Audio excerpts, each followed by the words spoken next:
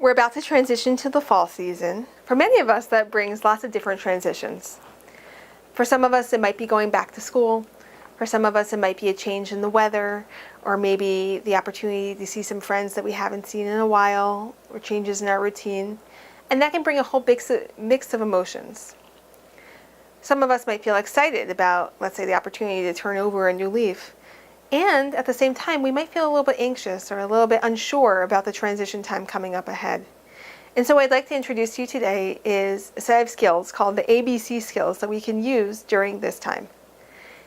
A stands for accumulating positive experiences. What I like to think about here is all those things that we enjoy doing. Continue doing them.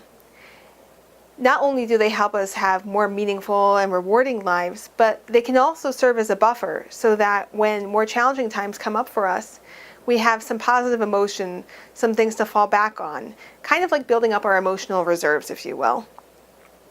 And making sure that we're scheduling time to actually do the things that we enjoy so that it doesn't get lost in the shuffle.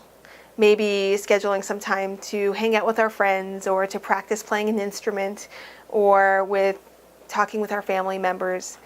Whatever it is, making sure that it's something we're actively scheduling during our time and that it's something we're really engaged in doing and not just going through the motions.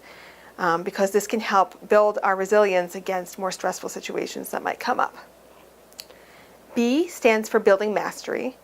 And what I think about with this skill is imagine that you have a to-do list. How do you feel after you check off items from your to-do list? Most of us feel pretty good, like we've accomplished something.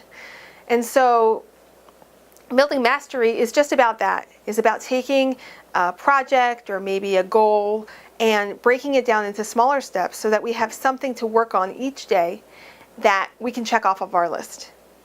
Not only is it something that we want to do and gives us a sense of fulfillment, but can also give us a little bit of a sense of control so that when situations come up over that transition time and we're not really sure how to deal with it, we know that at least we have control over some aspects of our lives, and these are things that we have accomplished. C stands for coping ahead. And for this, I'd like to think about difficult situations that might come up for us and kind of planning in advance, as if we're actually going through them. So visualizing the situation in our minds, almost step by step, and thinking about different skills that we can use at different points to help us move forward. So for example, let's say that you're a college student and your class schedule is going straight from 8 to 6 with maybe a 20-minute break in the middle of everything. How do you navigate that?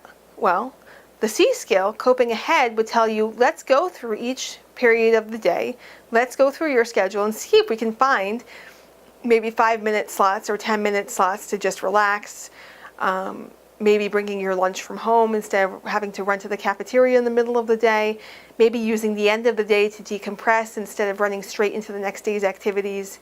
All of these can be things that we can program into our day, planning ahead, coping ahead, and imagining that we're actually doing them.